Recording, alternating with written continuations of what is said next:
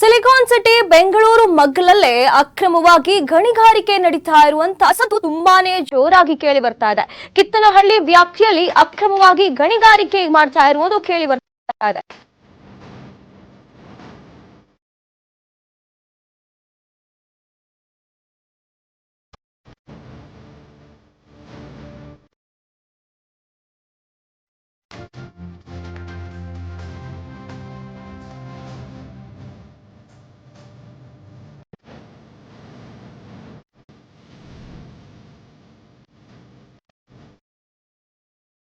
Silicon city ಮಗ್ಗಲಲ್ಲೇ ಅಕ್ರಮವಾಗಿ ಗಣಿಗಾರಿಕೆ ನಡೀತಾ ಇದೆ.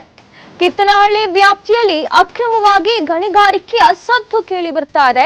ಗಣಿಗಾರಿಕೆ ಮೇಲೆ ಈಗ ಕ್ರಮ ಕೈಗೊಳ್ಳದ ಗಣಿ ಭೂವಿಜ್ಞಾನ ಇಲಾಖೆ ಬಗ್ಗೆ ಈಗ ಆರೋಪ ಕೇಳಿ ಬರ್ತಾ ಇದೆ.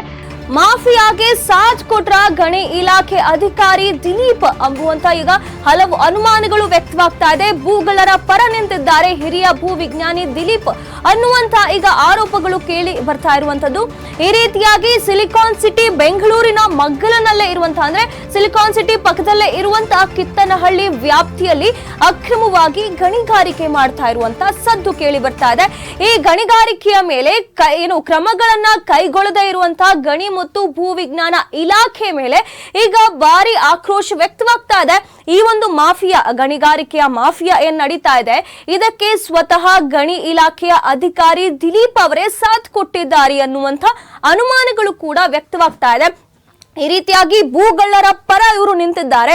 ಇಲ್ಲಿ ಗಣಿಗಾರಿಕೆ ಮಾಡುವ ಮೂಲಕ ಅಲ್ಲಿ ಭೂಮಿಯನ್ನ ಅಗೆಯುತ್ತಾ ಇರುವಂತ ಈ ಭೂಗಳ್ಳರ ಪರ ನಿಂತಿರುವಂತ ಹಿರಿಯ ಭೂವಿಜ್ಞಾನಿ ದಿಲೀಪ್ ಯಾಕೆಂತ ಕೆಲಸ ಮಾಡ್ತಿದ್ದಾರೆ ಅಂತ ಹೇಳಿ ಈಗ ಹಲವು ಪ್ರಶ್ನೆಗಳು ಮೂಡ್ತಾ ಇದೆ.